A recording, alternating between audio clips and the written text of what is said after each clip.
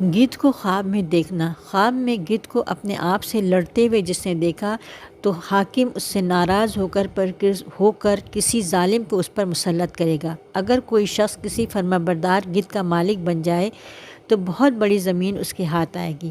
اگر خواب میں اس نے دیکھا کہ وہ گدھ کا مالک تو بنا لیکن وہ گدھ اڑ گیا اور گدھ اس سے خوفزدہ بھی نہیں ہے تو اس کا معاملہ خراب ہو جائے گا، وہ ظالم اور جابر امیر بن جائے گا جیسا کہ نمرود کا سلسلہ گزرا ہے۔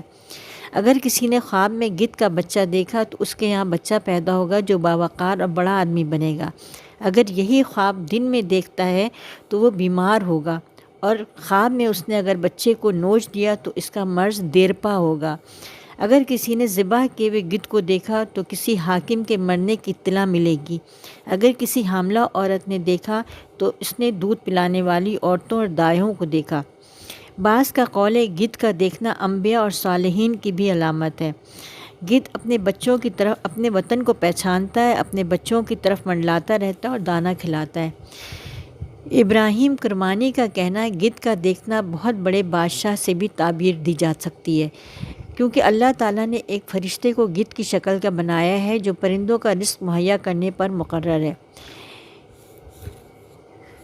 جامع صدق کا کہنا ہے کہ جس نے گدھ کو دیکھا یا اس کی آواز سنی تو وہ لوگوں سے جھگڑا کرے گا۔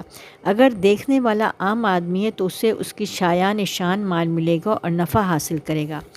ابن مقری کا کہنا ہے کہ اگر کوئی خواب میں گدھ کا مالک بن گیا یا اس پر غلبہ حاصل کر لیا تو اپنے دشمن پر غلبہ پائے گا اور مدت دراز تک زندہ رہے گا۔ اگر دیکھنے والا محنت و مشقت کرنے والا ہے تو لوگوں سے یکسو ہو کر تنہا گوشہ نشینی کی زندگی بسر کرے گا۔ اگر دیکھنے والا حاکم ہے تو اپنے دشمن سے انتقام لے گا اور کبھی اس سے مصالحت کر کے اس کے شر اور سازشوں سے محفوظ رہے گا اور اس کے مال اور ہتھیار سے نفع حاصل کرے گا۔